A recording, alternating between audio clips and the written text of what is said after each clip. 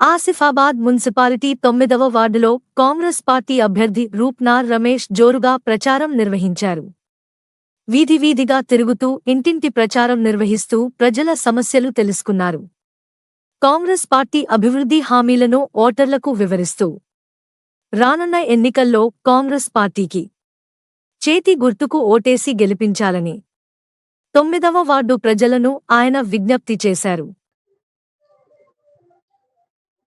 రాష్ట్ర వ్యాప్తంగా municipal corporation ఎన్నికల హోరాహోరీ కొనసాగుతుంది. నేటితో ప్రచారం ముగియడంతో అన్ని పార్టీల అభ్యర్థులు పోటాపోటీన ప్రచారం చేస్తున్నారు. ప్రస్తుతం కొమరంభీం జిల్లా ఆసిఫాబాద్లో నూతనంగా ఏర్పడ్డ ఆసిఫాబాద్ మున్సిపాలిటీలు ఉన్నాం.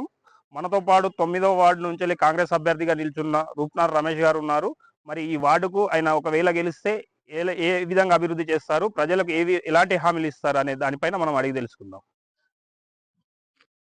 ఇది హీరాపూర్ లో ఉంది కాబట్టి తుంపల్లి రోడ్ నుంచి హీరాపూర్ వరకు రోడ్లు వేయించాను. ప్రతి ఒక్కరికి అక్కడ 14 ఇందిరమ్మ ఇండ్లు వచ్చినాయి. ఇంకో 20 ఇండ్లు ఇస్తే ఊరంతా కంప్లీట్ అవుతుంది. డ్రైన్ సౌకర్యం అన్ని చేస్తాం. పెన్షన్లు చేస్తాం. పెన్షన్లు కూడా 4 వేలు చేస్తాం. వికలాంగులు కూడా పెన్షన్ పెంచే ఆలోచనలో ప్రభుత్వం ఉంది. నేను భారీ మెజార్టీతో కలిస్తే నేను తప్పకుండా అన్ని సమస్యలు తీరుస్తానని తెలియజేస్తున్నాను. జై కాంగ్రెస్.